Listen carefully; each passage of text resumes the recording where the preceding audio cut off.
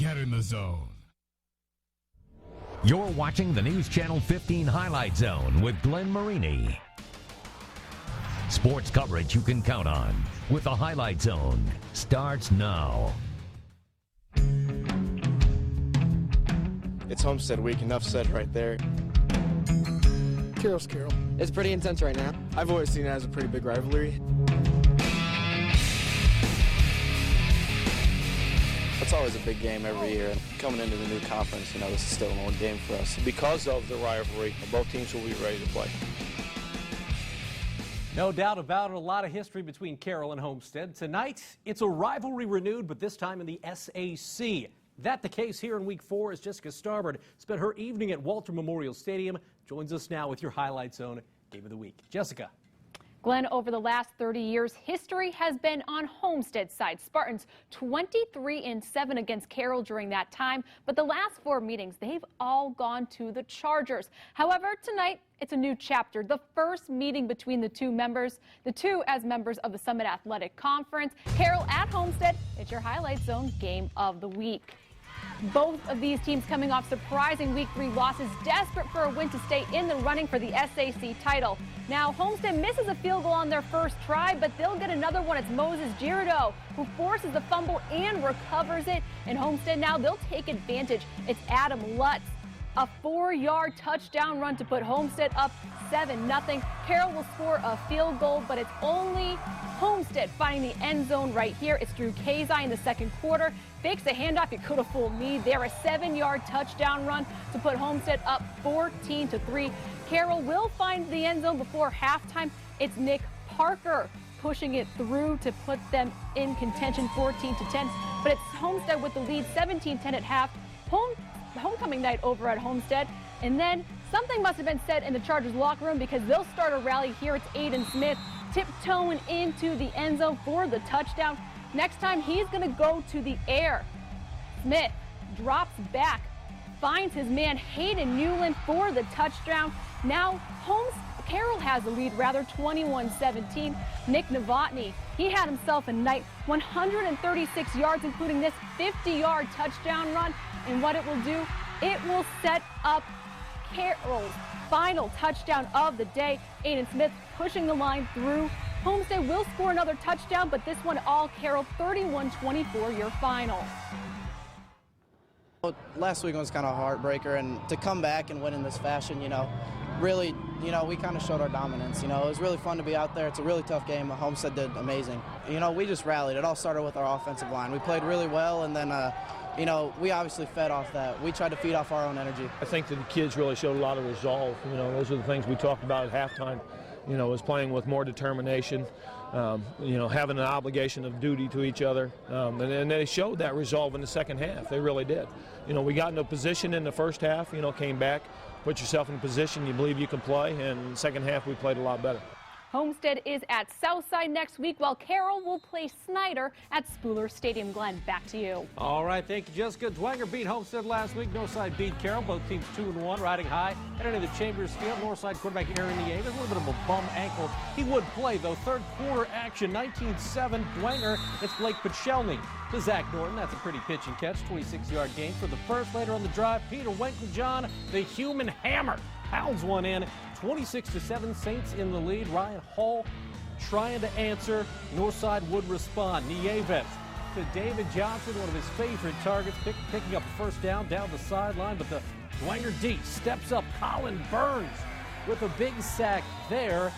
We fast forward to the fourth. Saints would seal it here. Mike Hake with the interception, and it's Dwenger with a win at Chambers Field, 29-13 over the Redskins. To Zollner Stadium we go. Snyder looking to stay perfect. Second-ranked Panthers lining up against Concordia. Some heavy hearts for the Cadets. They've had a tough couple of weeks. First quarter, though, that is pretty. Concordia's Daniel Sparks to Devin Sparks. The Sparks ignite for a 24-yard touchdown, and the Cadets jump out to a 6-zip lead. Snyder right back, though. Isaac Stiebling will play action. Malik Bramley in the end zone, a 9-yard touchdown. 7-6 Snyder at that point. Snyder, historically known for that defense. Tonight they look good here. Taj Starks tips it. Janari Brown takes it all the way deep into Cadet territory. He wouldn't get in the end zone, but still a nice return for Brown there. That would set up this. Mac Hippenhammer, the junior, out of the Wildcat and into the end zone. 14-6 Snyder. Snyder wins this one 55-24. Concordia played a little bit better than that score would indicate, but Snyder, again, victorious. At Spooler Stadium, Lures ranked 4th in 3A. Austin Mack back against Northrop. Had been battling concussion. Noah Wazinski back as well, and Wazinski to Deshaun Bustle for the touchdown early, and Lures up 7-zip with less than a minute off the clock in this ball game. Still in the first. Wazinski handing it to who else but Austin Mack. They got to give him the ball any way they can. He takes it in for the touchdown. 13-zip Lures. Second quarter. Same score. It's more of that Bishop Lures offense. Now that they've got people healthy, they are going to be dangerous. Mack going to play his college football at Ohio State, and that shows you why. Big first down led to this.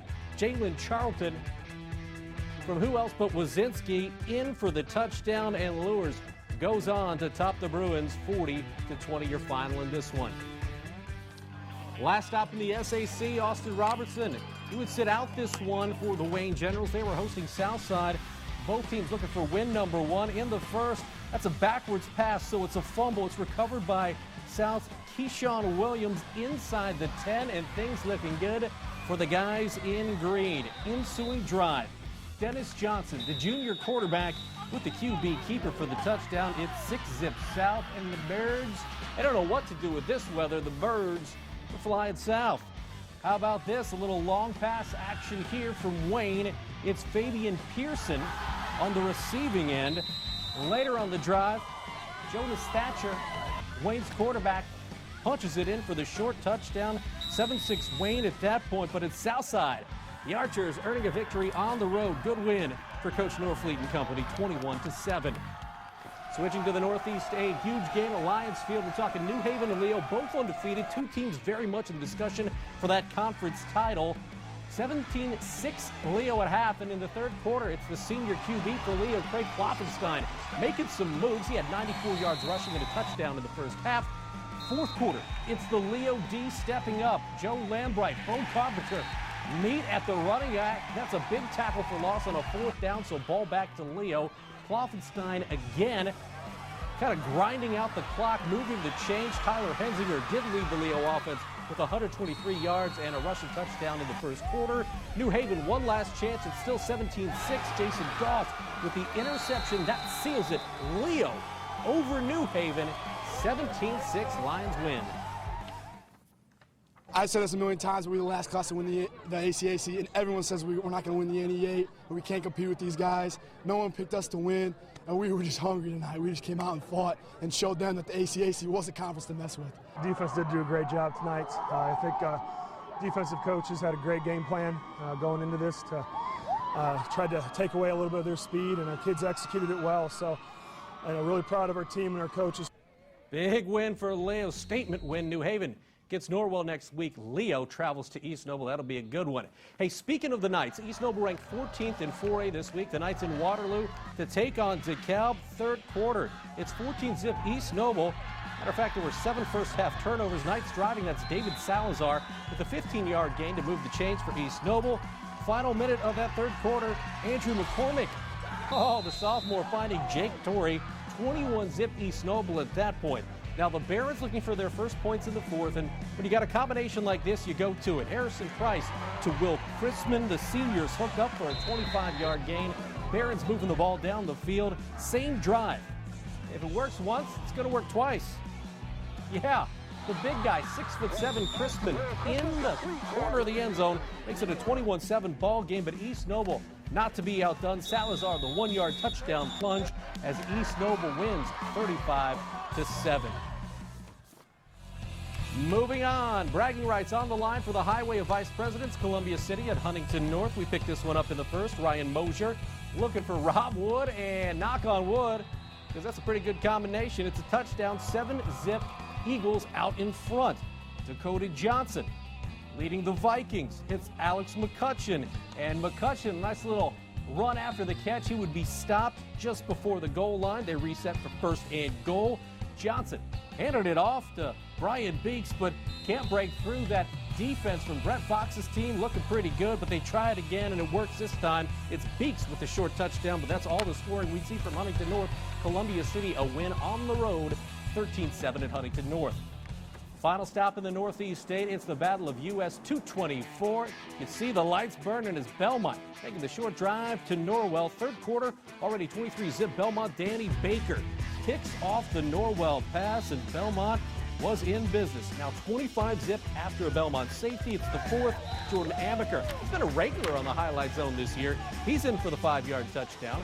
Then it's Mason Shinneberry.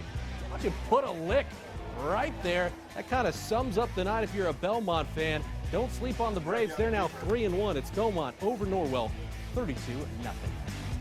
Well, the first 9 games of the night are in the books already, but we've still got 5 games left to show you.